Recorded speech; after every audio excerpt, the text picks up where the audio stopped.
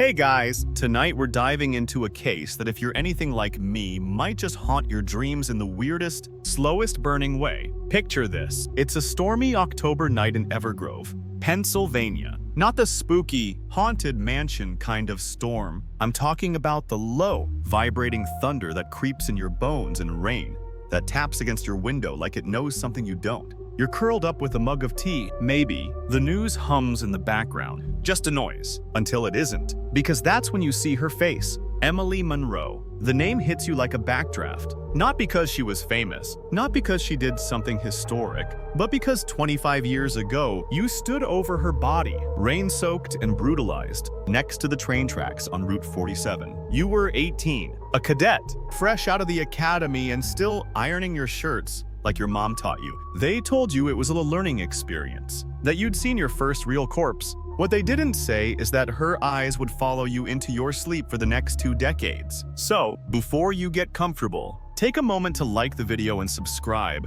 but only if you genuinely enjoy what I do here. Let me know where you're listening from and what time it is. I always love seeing how many of us are whispering into the dark together. Now, dim the lights, maybe turn on a fan for that soft background hum, and let's ease into tonight's journey together. You're Jason McAllister, and this is how it starts. It's Channel 7's Cold Case Rewind. You weren't even paying attention until they said her name, Emily Monroe. The picture on screen was grainy, aged, probably pulled from her senior yearbook. But you recognize her instantly. Not the way she looked in life, the way you saw her in death. The camera pans slowly across her childhood home, yellow siding, overgrown hedges, a single porch light still on. They pan to the tracks, same rusted rails, same stubborn weeds curling through the gravel like they're trying to tell you something in Morse code. You mute the TV, but the damage is done. You don't dream often anymore, but tonight, you will. You'll dream of the frost that glittered on her skin like crushed sugar. You'll dream of the sound her hair made when the wind blew it across your boots. You'll dream of Nick Holloway yelling into the sky like the ground itself owed him an answer. But mostly, you'll hear the rookie in you, standing behind the seasoned detectives, whispering one dumb thing. Why would anyone do this to her?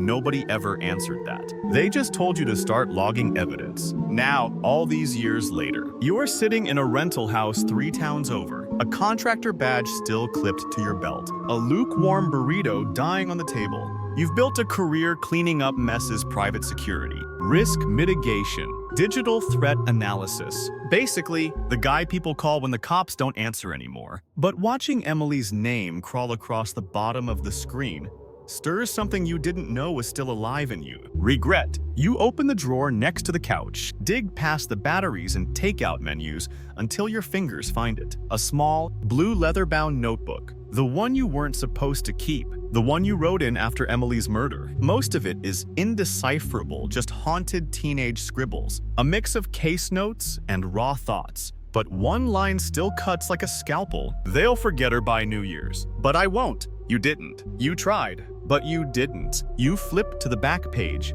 There's a list there. Names you once thought might matter. Nick Holloway, Amber Reed, Gina Carter, Deputy Larrabee, even a kid named Jonah from the skate park who swore he saw a woman dumping clothes behind a dumpster that night. No one took him seriously. Least of all the Evergrove PD. One name has a star next to it. Amber. Even back then, she gave you the creeps. Pretty. Popular, always watching people like she was looking for a weak spot. She dated Nick on and off until Emily came around, and rumor had it she didn't take the breakup well. Your notes even quote her friend Gina. Amber said she was gonna erase Emily's files. At the time, it was chalked up to teenage melodrama. The town didn't want a scandal, the department didn't want the headache. So Amber Reed walked away from it all, went to college, got married, started a luxury real estate business with an annoyingly sleek website, and a testimonial from a former governor's cousin. You stare at her headshot now. Bright blonde curls, blazer, glossy teeth, same eyes. You pull up her Instagram. Staged open houses, lavish brunches. A caption under one post reads, "Your dream home is just a call away." You think about Emily's dream home. It was 6 feet underground and came with a closed casket. And now here's Amber, posting throwback photos in pink cocktail dresses like the past doesn't exist, as if two young women didn't die and as if she wasn't the one who might have ended them. You close the app, your hand is trembling, but not from rage. From clarity. Emily wasn't the only one. You know this now not because of evidence, but because of a whisper you've carried inside for years. Too scared to say aloud, Amber Reed is a killer. You just never proved it. But that's about to change. One murder might be coincidence. Two is something else entirely. Time to wake up the ghosts. December 1991. Cold like metal against your teeth. You're 18, swaddled in a uniform that still creases wrong, no matter how many times you iron it. They told you you'd be riding with seasoned detectives, shadowing actual cases. Observe and report. Your supervisor barked. What they didn't say is you'd be handed your first corpse before Christmas. It's 6:23. When the call comes in, unidentified female, trauma to the face, near the Route 47 train tracks. You're barely awake when you step out of the squad car, but the morning will sober you fast. Fog snakes around your ankles, steam hisses from the old rusted rail lines, and there 20 feet from the brush line is her body, just like they said on the news. She's crumpled on her side, eyes wide open, like she was mid-sentence when the world went dark. Emily Monroe. You don't know her yet, but something about her feels familiar, like someone you'd have passed in the school hallway, or seen laughing in a convenience store parking lot under cheap fluorescent lights. She's wearing one earring. There's blood pooled under her nails. Her jacket is folded beneath her head, which is weird, almost like someone placed it there afterward. And for some reason, her socks are missing. A seasoned officer named Delgado lights a cigarette just 10 feet from the body. You ever seen dead eyes before? McAllister. You want to say no, but you just shake your head.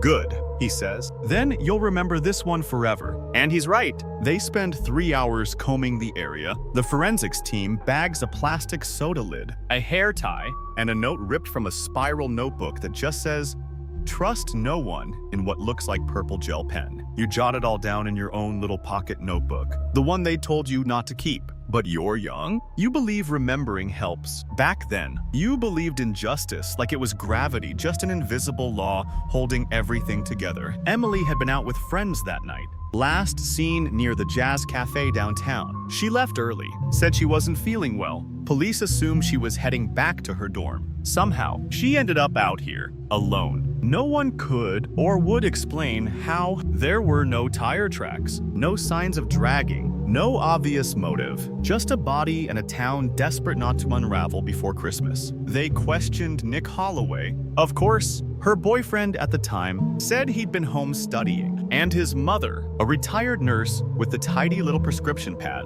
backed him up. Then came Amber Reed. She showed up to the wake in white, sat in the back row, didn't cry, just stared at the casket like she expected it to sit up and speak. The girls in Emily's dorm said Amber had been off ever since the breakup with Nick. She'd been obsessed with his Instagram even before it was cool to stalk people online. She called Emily's dorm phone late at night and never spoke. And once, in the cafeteria, she accidentally spilled coffee all over Emily's art portfolio and just walked away. You remember writing all this down. You also remember how fast it got dismissed. High school drama. They called it not admissible, circumstantial, let it go, but it stuck with you. Especially after Gina Carter, Amber's best friend at the time, got interviewed and said, "Amber told me she wished Emily would just vanish." The next day, that interview disappeared from the file. You heard rumors that Gina recanted, said it was just a joke, but you never saw the paperwork.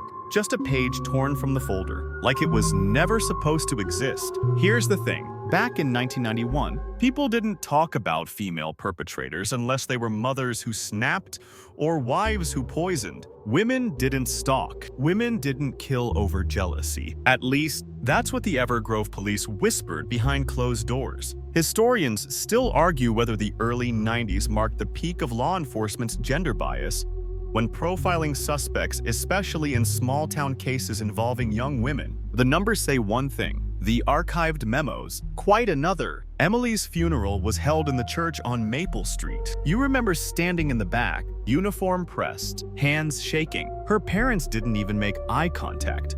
Who would? You weren't part of the family. You were just the kid who stood over their daughter's body and said nothing when it counted. After the funeral, Delgado gave you a ride home. He didn't say much, just flicked ash out the window and muttered, "Some of these cases, kid, they don't want to be solved." At the time, you thought it was a joke, maybe gallows humor. But now, 25 years later, you know what he meant? There are cases where the evidence disappears like fog off the tracks. Cases where the right people never talk, and the wrong ones scream until they drown the truth. But you never forgot the way Emily looked. Not the horror of her death, but the stillness that followed, like the world didn't know what to do with her absence. That same night, you went back to the tracks, alone. You stood where she lay and whispered her name, just once. And in the stillness, you heard a sound, a slow, rhythmic click, like something metal swinging in the wind. You never found the source, but you never forgot the sound. Some nights, even now, it returns. Like a lullaby for the dead. You'd think time would dull the edges, but the thing about ghost stories is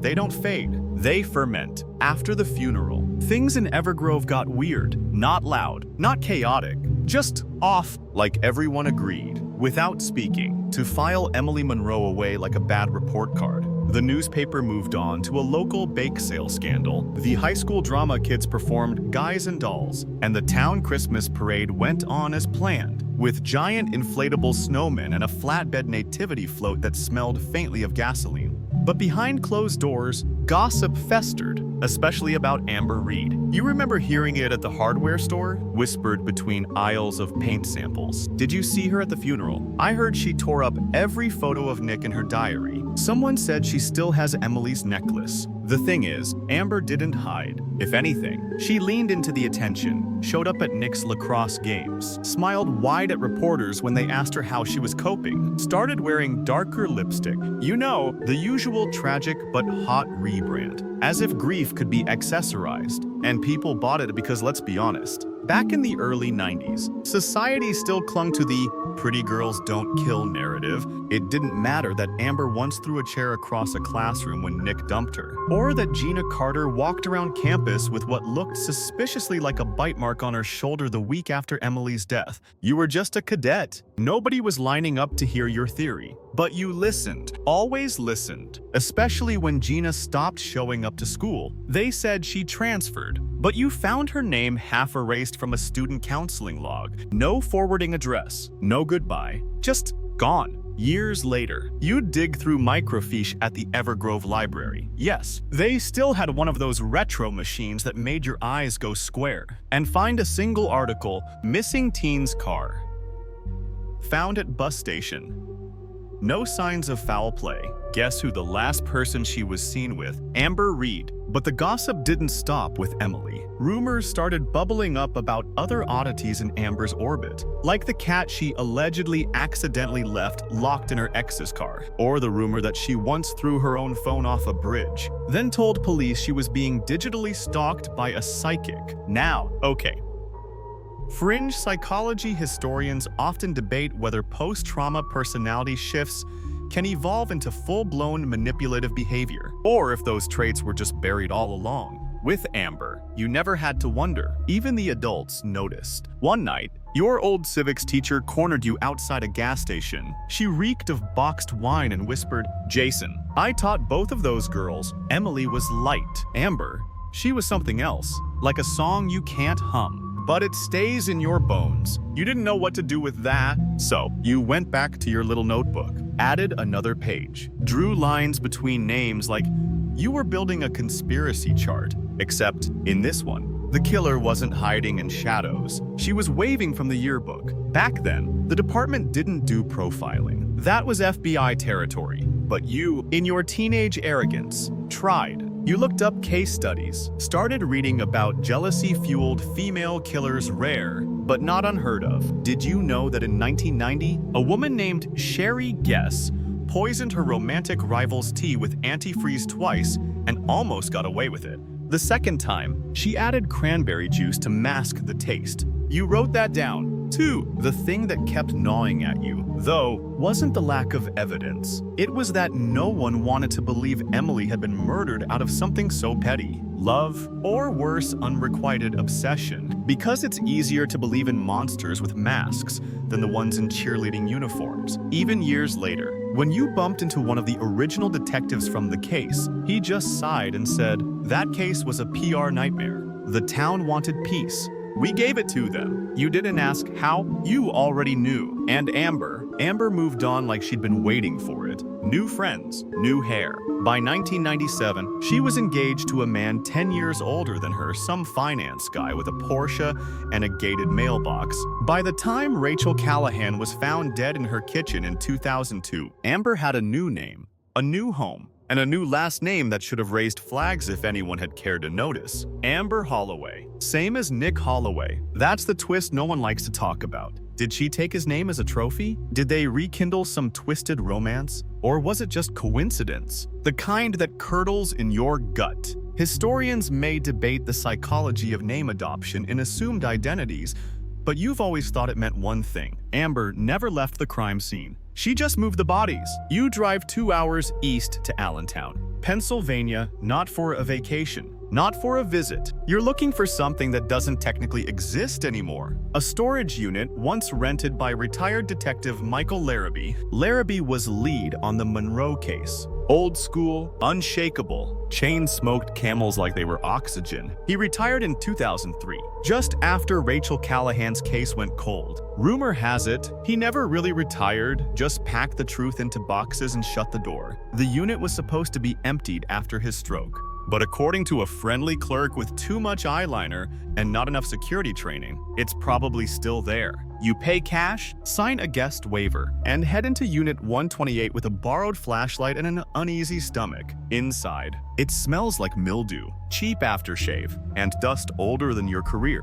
Rusty shelving lines the walls. You pass boxes marked traffic cam footage, Monroe Files AL, and weirdest of all, still burns. That last one you don't open. Not yet. Instead, you zero in on a case box labeled Monroe 91. The writing is smudged, but the duct tape is intact. You peel it open like it might hiss at you. Inside, it's chaos. Photocopied witness reports, crumpled field notes, half-burnt Polaroids, and cassette tapes most labeled by date. But one label catches your eye. Gina Confession Night. It's written in all caps with a Sharpie, underlined twice. You don't remember ever hearing this tape.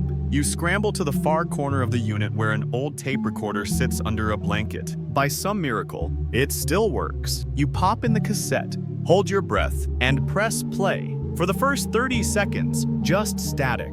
Then, a voice, shaky, female, crying. She told me, she said she wanted to feel what it was like, to end someone, to erase them. She said it's not about rage, it's about control. You pause the tape, you're sweating. It's Gina, and she's describing Amber. There's a sudden bang on the metal door, and you nearly drop the recorder. Just a maintenance guy. You wave him off, pretend you're some harmless archivist, then wait until his keys stop jingling before hitting play again. Gina's voice trembles. She kept the necklace, you know, Emily's, and she laughed when the news called it a random act. She said, "What kind of act do they think love is?" It's damning. Maybe not in court, but in your gut. It's gospel. You rewind the tape. There's a sound right before she starts talking muffled, like a voice in the background. You crank the volume, turn it off. Gina. Now Amber's voice. Crisp, commanding, no fear, no stutter. You hit stop and sit in the dark. Because here's the thing. You don't remember this tape ever being submitted to evidence, which begs the question, was it pulled? Or was it never logged? Either way, it's the closest you've come to something real, not rumor, not instinct, proof that someone, at some point, knew, and yet, something's missing. You dig deeper into the box. There's a lined manila folder tucked under a stack of outdated warrants. Inside is a log sheet, Video Amber, INTVW 1492, VHS tagged by Larrabee. You scan the shelves. VHS tapes sit stacked like toppled bricks. You find Emily Site Raw, Callahan Res Kitchen, Third pass. And even RPT Holloway Mom 02, but not the one you need. Amber's interview tape is gone. You triple check the corners of the unit, crawl behind dusty crates and lift every warped cardboard box. Nothing. You sit back, heart thudding. Either someone took it before you got here, or someone made sure it never surfaced in the first place. And if you had to bet, you'd bet on Amber. You stare at the log sheet again. There's a red pen note scribbled along the edge. Locked in Blue Room. Check before trial. Blue Room. You remember that nickname? It wasn't a room? It was Larrabee's filing cabinet in the precinct basement. The one painted navy because his wife wouldn't let him repaint their guest room. Cops called it the Blue Room like it was some kind of joke. Except now, the precinct is gone, condemned, and torn down in 2017 after a mold outbreak. The records, allegedly transferred to county archives. You've been in this line of work long enough to know what allegedly means. Still, you're not giving up. That tape mattered. Because whatever Amber said in that interview, it scared Gina enough to disappear. Historians still argue whether confession under duress counts as moral evidence in cold cases. But let's be real. The law has never been kind to truth without fingerprints. You gather everything you can, repack the box, snap photos of the cassette, the log sheet, the handwriting. On the way out, you thank the clerk and slip her an extra 20. You didn't see me here. You say, she winks. I never do. Outside. The rain starts again. You sit in your car, staring at your windshield, and press play one more time. Gina's voice, almost a whisper now. I told her to get help. She said help was for people who felt sorry. You rewind, replay, not because you need to, but because you want to hear how monsters speak when they think no one's listening. You scroll through Amber Holloway's real estate listings the way most people scroll through crime scene photos. Each one looks like a magazine spread, open concept kitchens, marble islands, sunlit staircases with cascading plants that you just know were arranged by some intern with a Pinterest addiction. Her face is in every promotional video. Perfect hair, glossy teeth, a voice like butter melting over expensive toast. You click play on one of her walkthroughs. Welcome to your forever home, she purrs, stepping into a 4-bedroom colonial with high ceilings and suspiciously staged lemon bowls. Let's take a walk through possibility. You pause the video because here's what she doesn't say. She's walked through other places, too. Dark ones, silent, sticky with things that don't rinse clean. Amber. Read now. Amber Holloway is living a charmed life. She's got the husband, the kids, the Instagram account with 4K followers, a dog named Jasper, a vacation photo in Santorini, one of those letter boards that says things like hustle hard, stay humble. You almost laugh. The only hustle she's ever committed to is murder, and the humility. Please, she married a man with the same last name as her ex-boyfriend. You can't make that up. Unless you're Amber, and then you can make anything. She's good, better than most. You don't survive 2 murders, 3 investigations, and a near trial without learning how to adapt. You dig through her life like an archaeologist in Gucci gloves, and what you find isn't just suspicious, it's surgical. Her online footprint starts in 2003. Before that, nothing. No MySpace, no Facebook, no high school reunion posts, just a blank slate where a past used to be. You reverse image search. Her senior yearbook photo. The only match is a fuzzy news segment archived on a local PBS affiliate, tagged Community Remembers.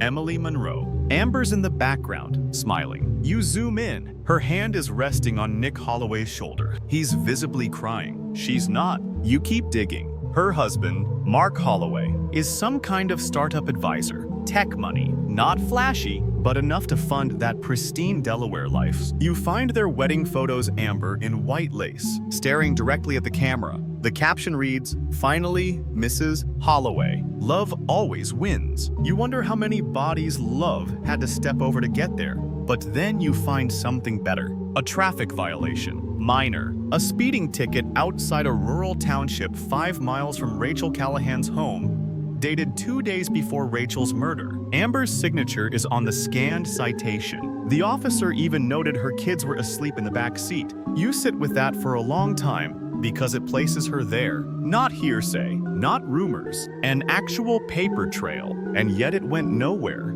No subpoena, no follow-up, just filed and forgotten. You track down the patrolman who wrote it. Retired now, living in Harrisburg with a new hip and a wife who collects hummingbird feeders. You call, pretend to be writing the memoir on unsolved crimes. The man chuckles and says, "That lady, oh yeah, she was off." Kept asking if she looked tired. Said she was having restless thoughts. Who talks like that? You press him. Did she say why she was out so late? Something about looking for a gas station. He recalls, said the baby wouldn't stop crying, but both kids were dead asleep. I remember thinking that didn't add up. You thank him, hang up, and sit in your car again, because that's where all your best thinking happens now. You rewatch the body cam footage. It's still on file with the township. Amber's voice is calm. Her smile never fades, but when the officer asks her name, there's a pause, just one beat too long before she says, Amber Holloway, like she had to remember who she was pretending to be. Historians still argue whether micro-pauses in speech can be reliable markers of deception in high-stakes interviews. The text says yes. The courts say, we'll allow it until we don't. You screen grab the footage, save it to a locked drive, add it to a folder called Truth That Sleeps. Later that night, you pull out the cassette again, the one with Gina's confession. You rewind to the part where she mentions Rachel. She had a baby. Jason. She had a baby. And Amber said, you think that'll stop me? Babies forget. You want to scream or drive straight to Amber's office. But you know how that ends. She'll smile, call security, and file a restraining order. You've seen that playbook before. Instead, you send an anonymous tip to a journalist you trust. Include the traffic citation, a copy of the footage, and one clipped sentence. How many coincidences before we call it a pattern? Then you wait, and the next day, you see it, buried halfway down the evening news site, below the weather and above a dog rescue feature. Victim's family, still seeking justice in Callahan. Murder, new details emerge. No mention of Amber, no mention of you. But the photo they use, it's of the ticket. You stare at the screen, heart pounding. She's not untouchable anymore. You've nicked the mask. It's a Tuesday when you first hear about Rachel Callahan. You're scrolling late at night, half researching, half insomnia, when the headline catches your eye like a fishhook. Mother found shot in Delaware. Home, children unharmed. The date, July 9, 2002. Location, Camden, a quiet, manicured little suburb with more hydrangeas than homicides. You click. Rachel Callahan, 27, preschool teacher, described by neighbors as gentle, warm, and too good for this world, which is usually code for she trusted the wrong person. Her body was discovered by a coworker after Rachel failed to show up for a summer orientation meeting. Shot once in the back of the head, execution style, kitchen floor. But that's not what stops your breath. It's the mention of her children. A 4-year-old boy named Lucas, a 15-month-old girl named Marley. Lucas was found sitting beside his mother's body, covered in her blood. When police interviewed him gently, carefully, with cartoons playing on a muted TV, he told them, "The nice lady told me to close my eyes. Your hands go cold." You read further. He said she wore a mask, that she smelled like flowers and hairspray, that she kissed his forehead and whispered, "Don't worry, sweetheart, you'll forget this soon." But he didn't forget, and neither will you. You look at the crime scene photos, though you already know what they'll show. Rachel face down, a single gunshot wound, blood trailing towards the hallway, like she'd tried to crawl, a broken ceramic mug, a child's blanket folded neatly on the counter. No forced entry, no signs of robbery, no defensive wounds, just like Emily. And just like Emily, Rachel had a connection to Nick Holloway. Turns out, Rachel dated Nick during a rough patch in his 20s, on again, off again. Nothing serious, at least according to the articles. But Amber, she doesn't do not serious. You wonder how long Amber watched her. Did she follow her home from work? Did she press her face against the window, watching her tuck in her kids? Did she whisper her name just to feel powerful? You search court records. There was an investigation brief. Shallow. The media didn't linger. Rachel was buried with quiet dignity. Her parents took custody of the children. No suspects ever named. But here's where things get strange. There's a neighbor interview buried in a local paper that never made it to national coverage. A man named Lou Pritchard said he saw a woman outside the Callahan home the night before the murder. Tall, blonde, wearing a hooded coat and something shiny around her neck. Said he assumed she was a friend. The next day, Lou tried to follow up, but the reporter, gone, paper folded. Interview vanished. You call the local precinct, ask if they ever followed up with Lou. The woman on the phone hesitates. There's no record of that. She says, "Are you sure you have the right case?" You hang up and dial the reporter who published the original article. Her name's Melinda Crane. She now runs a true crime blog out of her guest room and owns 3 rescue ferrets. You mention Rachel Callahan. There's Collins. Then Melinda exhales slowly. That case scared the hell out of me. Someone called my apartment at 3 A's. After it went live. No words, just breathing. You ask if she remembers anything else. She wasn't just watching Rachel, Melinda whispers. She was learning her. The silence between you thickens. Later that night, you go back to Amber's listing website. And there it is, a testimonial from 2003. Small print, easily missed. Amber helped me find the perfect home after my sister passed. She made me feel safe. M.C. You stare at those initials. M.C. Marla Callahan. Rachel's younger sister. You cross-check the testimonial's photo with yearbook archives. It's her. Amber didn't just erase Rachel. She consoled the family. She stepped into their grief, smiling. You slam your laptop shut and press your palms into your eyes. Historians still argue whether sociopaths are born or made, whether a person can grow that cold from trauma, or whether some people just arrive that way wired, without breaks. You don't care which theory wins. You only care about what comes next. You reopen your screen, find the Callahan crime scene report, download every page, mark every name. Then you grab your notebook and write one word at the top of a fresh page, pattern. You draw 2 columns, Emily Monroe, Rachel Callahan. Underneath, you write, dated Nick Holloway, died violently, no suspects, Amber Reed nearby, emotional aftermath, children impacted, whispered comfort, no robbery, no DNA, no justice. And then you write a question. Who's next? Because the silence doesn't feel still anymore, it feels like something holding its breath. It's nearly midnight when your phone rings. Not your main line, not your encrypted work cell, the landline. You stare at it like it's a ghost. You haven't given out that number in years. You let it ring twice more. Then you answer. The voice on the other end is soaked in wine and static, but there's no mistaking it. Jason, I can't sleep. Gina Carter. After 25 years, the girl who vanished is now a woman who sounds like she never stopped running. Gina, you ask,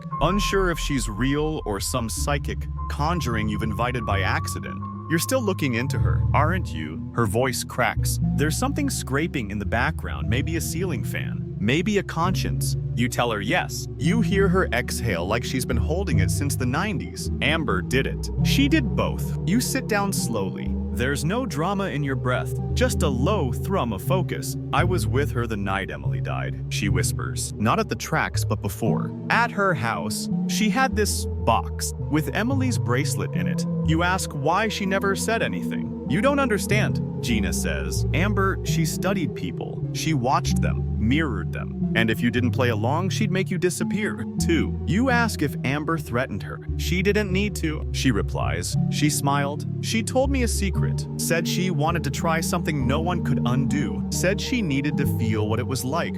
Her voice dips to a whisper. She called it her practice run. You feel like ice is climbing your spine. Then Gina says something that shatters the night. She told me about Rachel years before it happened. The silence on your end isn't just shock, it's mourning. For the warning signs, for the lives that could have been saved if someone had just listened. She used to joke about it. Gina goes on, said grief made people stupid. Said kids were the easiest alibis because they forget. And then, quieter still, she practiced that line in the mirror. Don't worry, sweetheart, you'll forget this soon.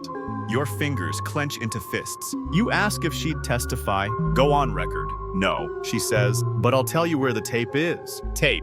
You nearly drop the phone. The interview, Amber's confession, the one Larrabee recorded and never logged. He showed it to me once, said he was going to burn it if she ever left town. Your voice is shaking now. Where? There's a shed, she says, behind the old Birchwood Motel, room 9. He used to keep backups there. Said basements made things moldy. You write it down. Gina sighs. I'm sorry. Jason, I should have said something back then. You tell her it's not too late. But she laughs. Not cruel, just broken. Like she knows something you don't. She's watching again. Then the line goes dead. You try calling back. Nothing. You text. Nothing. You sit there, listening to your own heartbeat thud in your ears like a metronome of dread.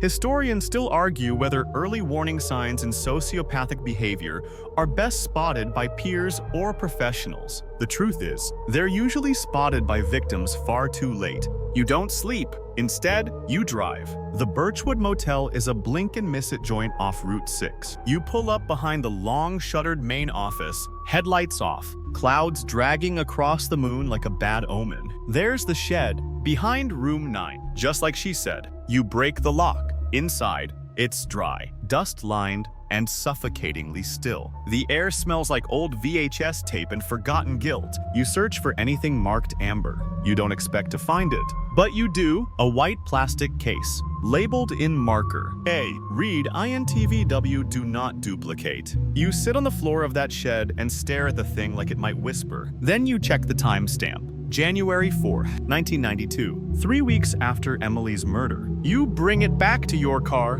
plug in a converter. The video flickers to life. Amber sits in a chair, hands folded, calm as a librarian. Detective Larrabee off-screen. She's younger, but the smile is the same, unbothered, hollow. Do you feel responsible? The detective asks. Amber tilts her head. For Emily. Yes. She pauses, blinks. Then she says, I feel nothing. Larrabee pushes, why did you go to the funeral? Amber's smile widens. To see how many people would cry. You learn a lot from grief.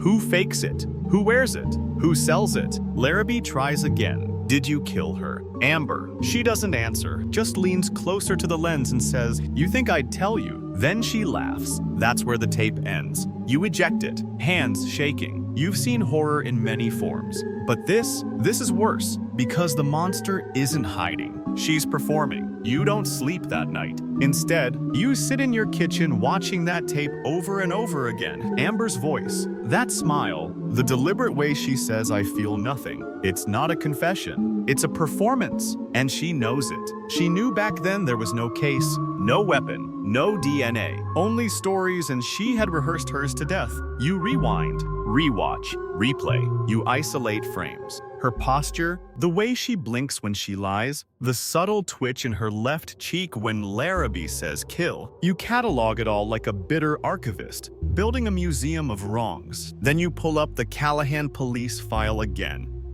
and dig into something you skipped before. The traffic citation, the one that placed Amber just 5 miles from Rachel's home days before her deaths. You didn't think much of it at first until now, because there's a timestamp, 2:13.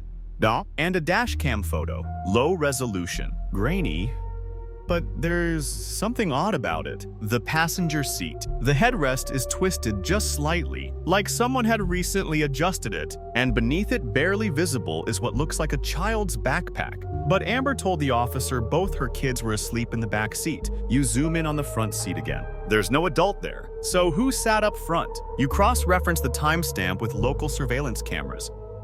Yes, small towns have them now, thanks to crime grants and board city councils. You find a traffic cam feed just off Route 47, 2 hours before the ticket was issued, and there she is. Amber's car, a white Lexus, speeding through the intersection, passenger window down, and in the front seat, a woman with long dark hair. Not Amber, not a child. You freeze frame it, run facial enhancements. It's not perfect, but it's enough. Marla Callahan, Rachel's sister, the woman who left the testimonial on Amber's website. Your stomach knots. Amber didn't just console Rachel's family. She inserted herself, and now, somehow, she got close enough to Marla to take her on a midnight ride through nowhere. You call Marla, no answer. You message her on social media. The message stays unread. So you drive. You show up at her address-rented bungalow. Wind chimes, 2 flower pots that haven't been watered in a week. No lights inside.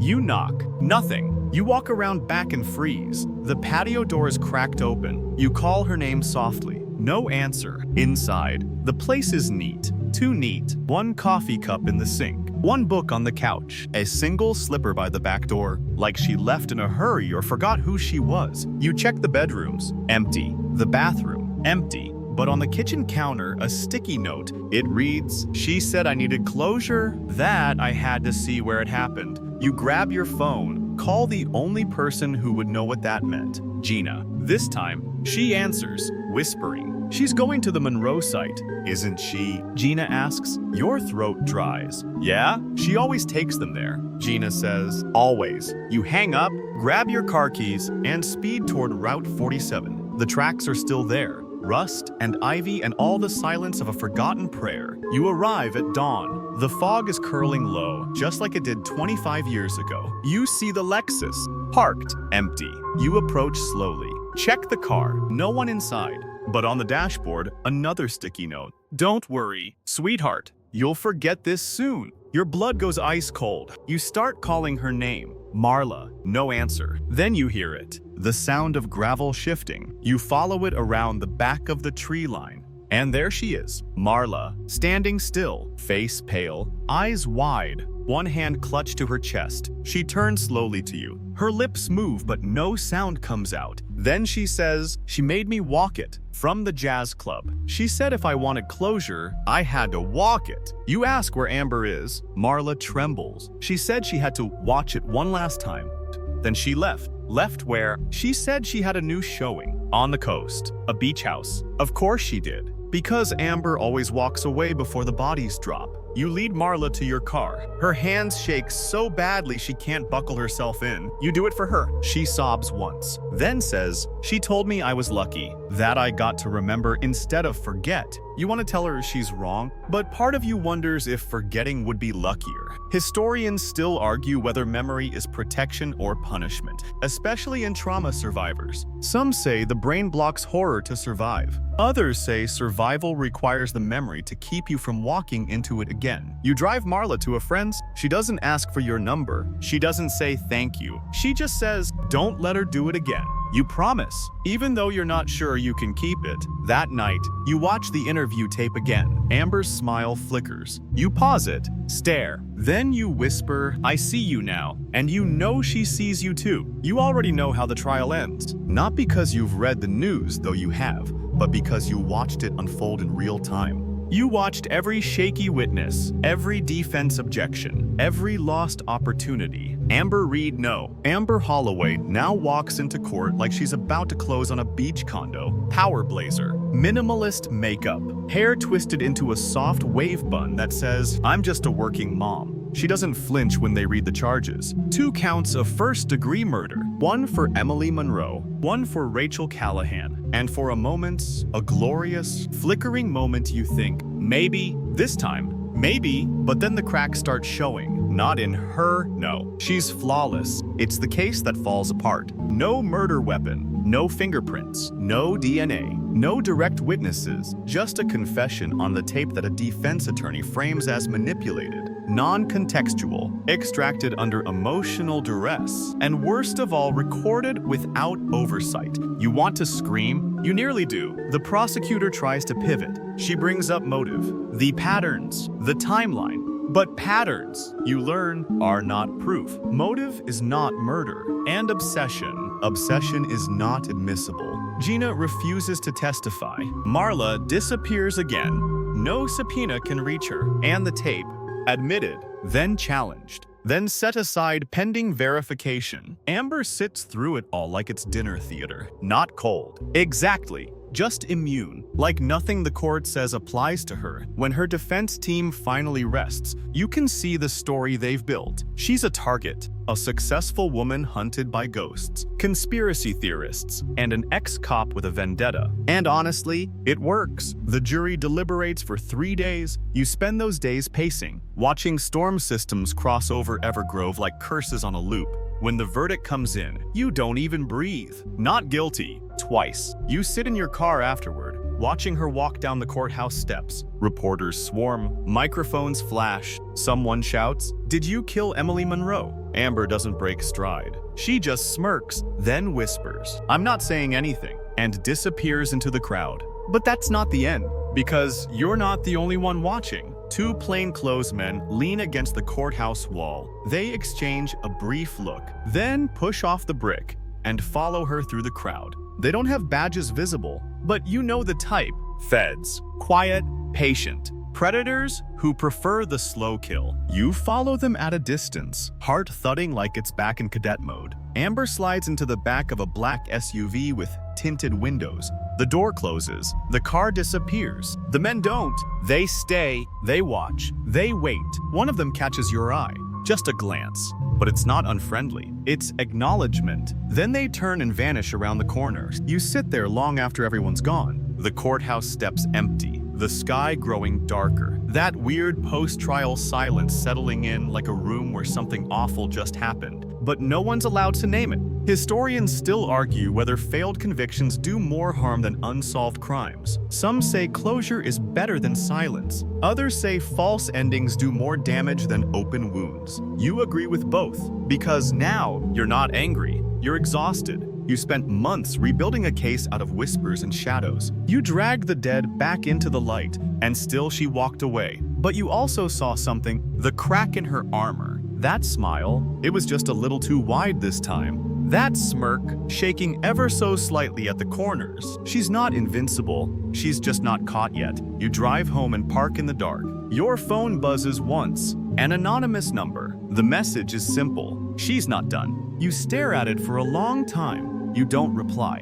You just open your laptop, pull up the file named Truth Sleep, and start again. You make a new folder, Amber, Phase 2. Because this story, it isn't over. Not yet. You're not officially on the case anymore. But obsession doesn't check for jurisdiction. You quit your consulting contracts last week silently, without fanfare. Told your assistant to reroute all calls. Deleted your own calendar. You've become what you always warned your clients about. Someone who can't let go. But that's fine. Because Amber's not letting go either. In the days following her acquittal, her social media goes dark. No closing listings, no beachside brunches, no kids with sparklers, just silence. But then something strange happens. You start noticing her name on message boards, not in crime forums, but real estate investment spaces. Comments here and there, all under new usernames. A woman from Delaware asks about zoning permits for short-term rentals along the coast. Another user in a luxury flipping thread links to a property outside of Rehoboth Beach, remarking on how it would be perfect for cleansing old memories. The username,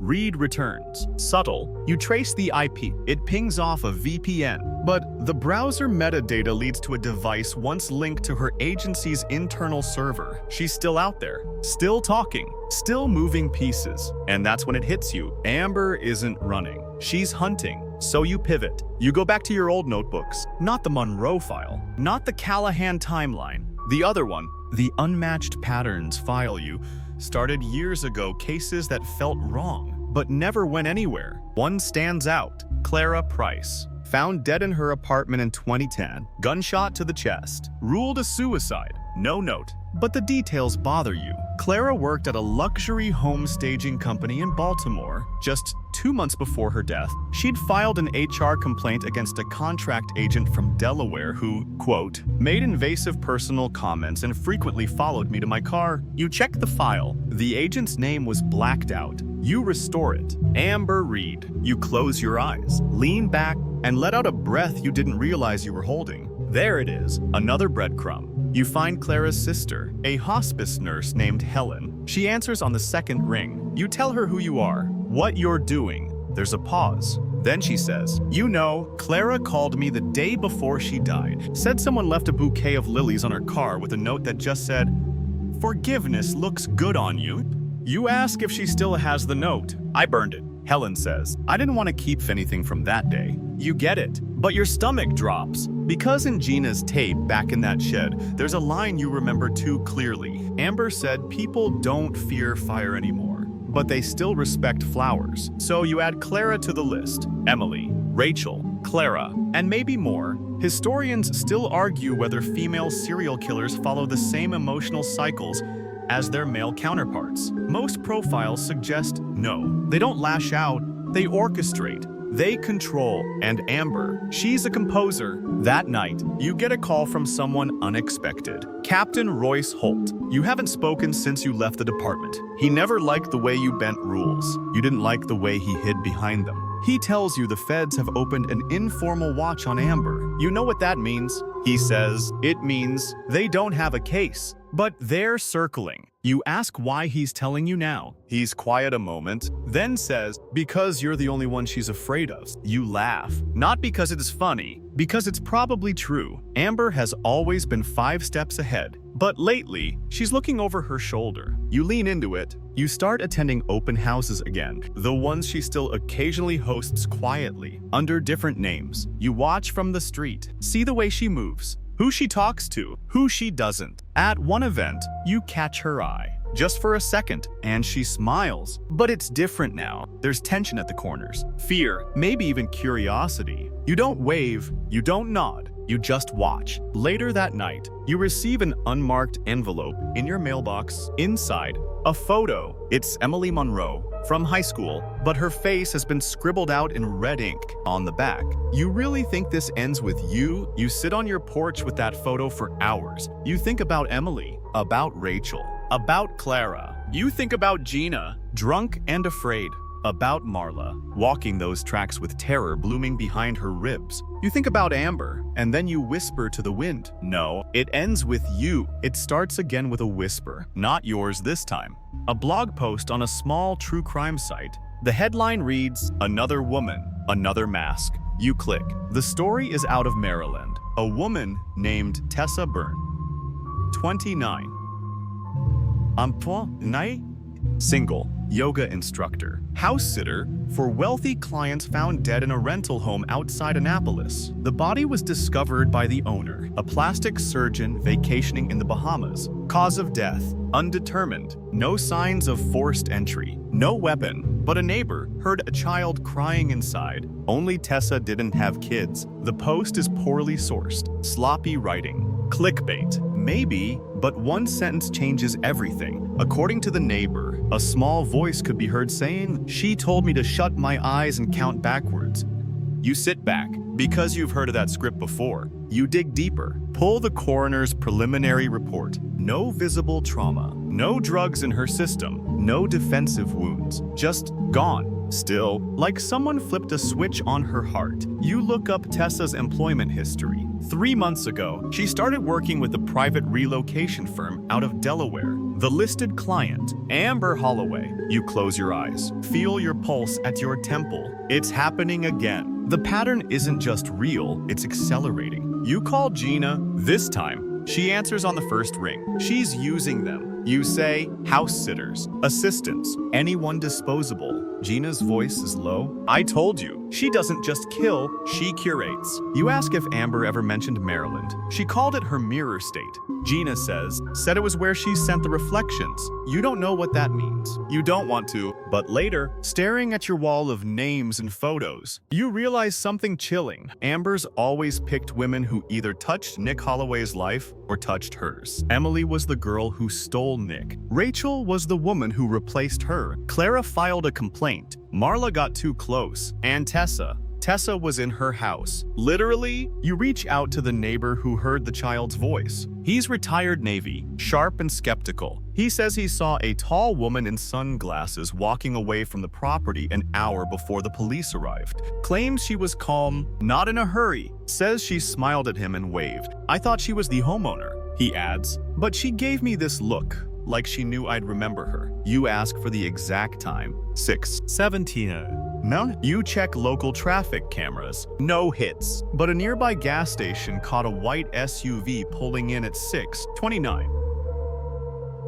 No. A woman exits, fills up, buys a coffee. The receipt says, customer, Holloway AM. No disguise, no decoy, just enough misdirection to blur the timeline. You loop back to the federal agents you saw after the trial. One of them is named Donovan. You get him on the phone by using the right chain of whispers. He agrees to meet. Quiet diner, back booth. You slide him everything: photos, timestamps, interviews, receipts, blog screenshots, your whole grim tapestry. He listens, then leans in. You want to hear something worse? He says, we've got a retired FBI profiler who thinks she's escalating not out of compulsion but boredom. You stare at him. Think about it. Donovan says, she's been ahead of the law for almost 3 decades. She's running simulations, seeing how close she can get, every move more theatrical. You ask if they're building a case. He shakes his head. Right now, it's just a long hallway and a locked door. No key. Before you leave, he says one more thing. She's not afraid of you, but she is fascinated. Later that night,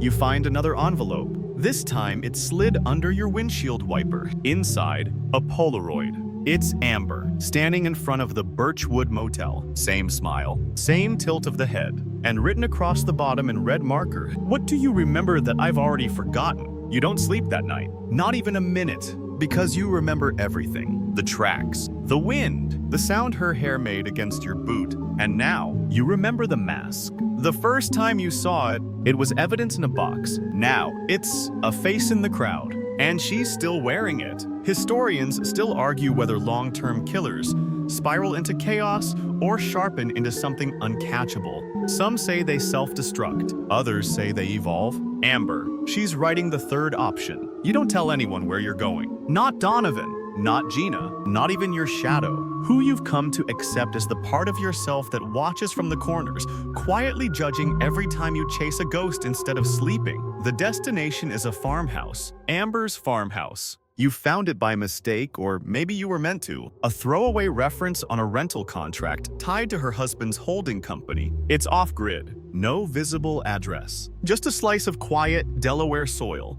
At the end of a dirt path no one maintains, you wait until nightfall. Drive with your lights off for the final stretch. The farmhouse is surprisingly normal. 2 stories, weathered siding, a porch swing that moves without wind. The only light comes from a lamp in the upstairs window, casting a pale gold glow that feels far too gentle for what you're walking into. You don't knock, you find the side door already open, just enough to say, "I knew you'd come." Inside, the house smells of eucalyptus and printer ink, sterile and clean. Too clean. You move quietly, flashlight off, ears open. In the kitchen, a kettle still warm. In the living room, nothing but a velvet chair facing a blank television. Upstairs, a narrow hallway leads to a locked door. You don't need to pick it. The hinges are soft. The door opens for you. Inside is a child's room, painted sky blue. Stuffed animals line the shelves. A framed photo sits on the dresser, 2 toddlers in matching pajamas. But something's wrong. You pick up the frame. The photo is real, but the children's faces have been cut out. Behind the photo is a folded document, a pediatric trauma report. Marley Callahan PTSD diagnosis, age 3. After witnessing maternal homicide. The next page, Lucas Callahan, age 4, provided non-verbal witness statement describing a lady in a shiny face. You sit down hard. Amber kept these, not hidden, framed, filed, memorialized, like trophies. You open the closet, and that's where you find it. The mask, not plastic, not rubber, it's papier-mâché, childlike, painted gold and white. The mouth is open in a crooked smile, one eye hollowed, one eye red. You remember the boy's words. She wore a creepy mask. You remember the whisper, "You'll forget this soon." And now you're holding it. You back out, careful not to touch anything else. In the hallway, you see the hatch to the attic against your better judgment. You open it. The air changes, dusty, thick, like stale perfume and ash. You climb the narrow stairs and come into a space that should be unfinished, but it's been converted. There's a desk, a single bulb, a wall of corkboard covered in photos, not of victims, of you, at least a dozen shots. You standing on courthouse steps, you refueling your car, you pacing outside the Birchwood Motel. The most recent, you asleep in your living room chair. You swallow hard. Pinned beside the photos is a handwritten note. "Jason, what would you do without me?" You don't breathe for a full 10 seconds. Then you notice a small object taped beneath the desk, a recorder. You press play. Her voice comes through, calm, unhurried. The voice of someone reading a bedtime story to a child she never wanted. Some men chase monsters, others build them. But Jason, you feed them. You love them. You need them. She laughs softly. "I gave you purpose. Don't deny it." You rip the recorder off the desk and pocket it. Leave everything else. Because this place, it's not a home, it's a shrine. To her victims, to her control, and to you, you drive in silence. Windows down, no music. At a rest stop, you toss the recorder into a trash bin, but you keep the note. You don't know why. Back at home, your phone buzzes. A message from an unknown number. She's moved. Coastal property. Private. No cameras. Attached. A map pin. You stare at it. You know what this is? She's inviting you. One last game. One last showing. Historians still argue whether predators crave the hunt or the audience. Amber doesn't argue. She sells both. You pack lightly. Just a burner phone, a copy of the note, and a small recording device tucked inside your jacket. Because if she speaks again, you're going to make sure the world hears it this time. The map pin leads to a private beach property on the southern edge of Bethany, Delaware. Not quite forgotten by time, but ignored by developers for being too wild, too unstable. The shoreline here doesn't care about your property lines. It shifts every season like a restless ghost. The house, a single-level, minimalist fortress with wide glass doors, driftwood accents, and sand that spills right up to the porch like it was poured there for effect. It's beautiful in that unsettling, modern way. Of course it is. Amber has always known how to stage death like a lifestyle brand. You park one road over, walk the final stretch through dune grass and salty wind, the recorder already running. You don't call anyone. You don't tip off Donovan. This moment, it belongs to you. As you approach the deck, the sliding door opens quiet, automatic. And there she is, Amber Holloway, barefoot, wearing white linen, holding a glass of wine. She smiles like she's greeting an old friend who's late to dinner. "Jason," she says, "took you long enough." You say nothing. You step inside. The air is cool, clean, smells like citrus and sea salt. Every piece of furniture looks borrowed from a catalog you've never been rich enough to browse. She watches you, then, softly, "Would you like a drink?" You shake your head. "Suit yourself," she says, sipping. You scan the room. There's nothing here. No weapons, no signs of a struggle, no photographs, no trophies, just her. "I'm assuming you came to kill me," she says lightly, stepping toward the window. You don't respond, because you haven't decided yet. She turns, silhouetted against the Atlantic. "I knew you'd follow the map, just like you followed the tape, the interviews, the bodies." You hold up your phone. "It's all being recorded." She nods. "I'm counting on it." Then she walks over and sits on a low couch, crosses her legs. "I want to tell you a story," she says, "one I think you've earned." You press REC again just in case. She leans back, begins. "There was a girl, not me, someone smaller, quieter. She watched her mother slap makeup on a bruise and call it being strong. She watched her father walk out the front door and say he'd be back when she stopped crying so much." You say nothing. She continues. "She learned quickly that survival wasn't about fighting, it was about control. Predicting everyone,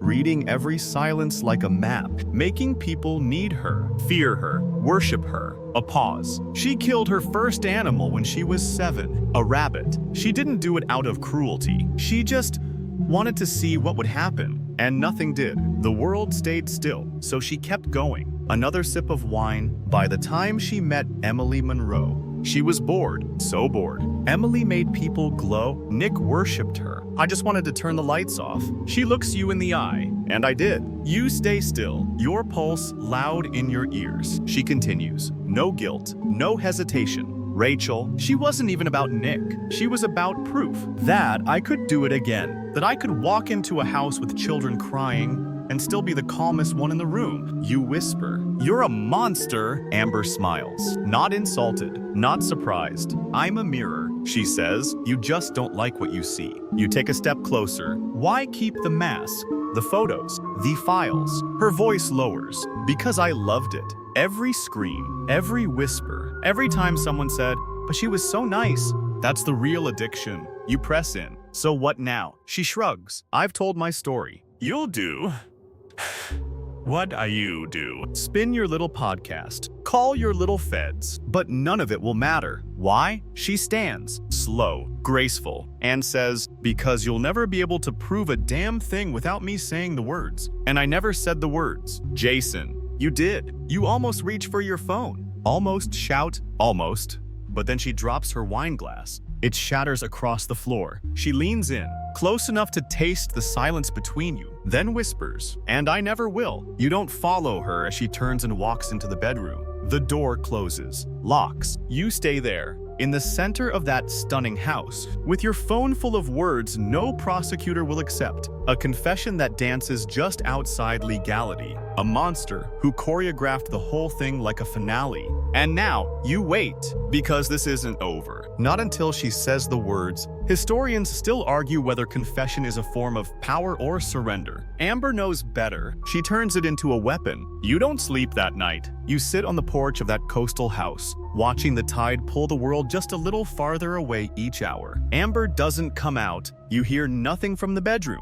No music, no footsteps, just that slow, dragging ocean silence. At dawn, you call Donovan. He doesn't ask questions, just says, "Send the pin." You do, then wait. The feds arrive 2 hours later. Unmarked cars, no sirens, no drama. They slip into the house like it's a routine inspection, even though you know they've read every word in your latest report, listened to the edited audio files, tracked your every paranoid breadcrumb. You sit on the porch while they search. Donovan finally steps out, eyes sunken from a sleepless night of his own. "She's gone," he says. You blink. What? She's not in the bedroom. No windows open. No footprints outside. It's like she evaporated. You stand. Storm past him into the house. The bedroom is pristine. Bed made. No indentation in the mattress. The closet is empty except for a single white linen shirt on a hanger. On the pillow, a note, written in blocky red Sharpie. "Jason, you don't get to be the one who catches me. You're the one who made me famous." You hand the note to Donovan. He scans it. No prints. He says, "Gloves. Probably." You ask about security cameras on nearby properties. "Already checked," he says. Somehow they're all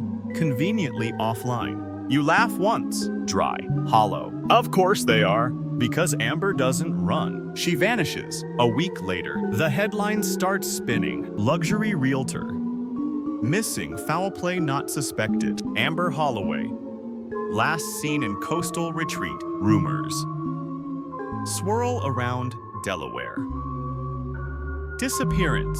The public doesn't know the truth. They think she got tired, that she cracked. You let them, because maybe that lie is safer. But you know better. She's not done. Not by a long shot. A month passes, then 2. And just when you think the trail's gone cold again, your email pings. No subject, no sender, just an attachment. A photo, a new house, staged, empty, beautiful, and in the center, a child's drawing taped to the fridge. A woman in red crayon, smiling. One eye hollowed, one eye red, and scrawled underneath in clumsy letters, "She said I could stay here forever if I never told." You stare at the screen, because that's how she operates now. Not through murder, through memory. She finds the cracks, the kids no one watches, the women no one listens to. She builds her empire from whispers, and now she's somewhere new, already planting seeds. Historians still argue whether evil repeats itself in cycles or evolves with precision.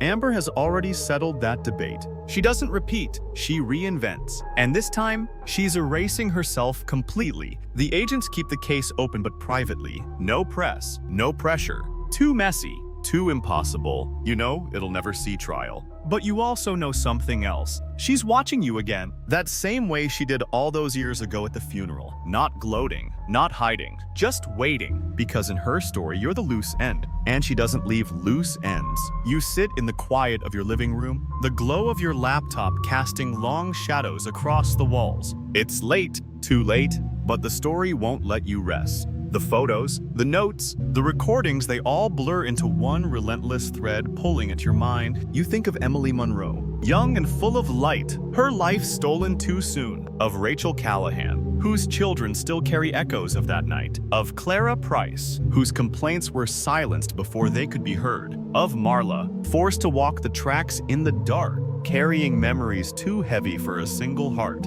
Of Tessa Byrne, the latest shadow in a line that grows longer with each passing day. You realize this isn't just a story about murder. It's about memory. Control. The darkness that lurks behind smiles and perfect facades. You remember the mask, the crooked smile. One eye hollow. One eye read a symbol that haunts every room Amber has ever entered. It's more than a mask. It's a message, a warning. You whisper into the night, "This story isn't over. Because it's not. It can't be. You've tracked Amber through decades, through bodies and lies, through silence and whispers. But she always stays just out of reach, a shadow slipping through your fingers. You lean back, eyes heavy, voice soft, almost a whisper. Maybe some stories don't have endings. Maybe some fires are meant to burn forever. You close your eyes, the tide outside rises and falls like a slow, steady heartbeat. You imagine Amber somewhere, watching, waiting, her smile just out of sight. But you know one thing for certain, you won't forget. You can't forget. And maybe in that refusal lies your hope. Now, dim the lights, maybe turn on a fan for that soft background hum, and let the silence carry you into the night. Sweet dreams.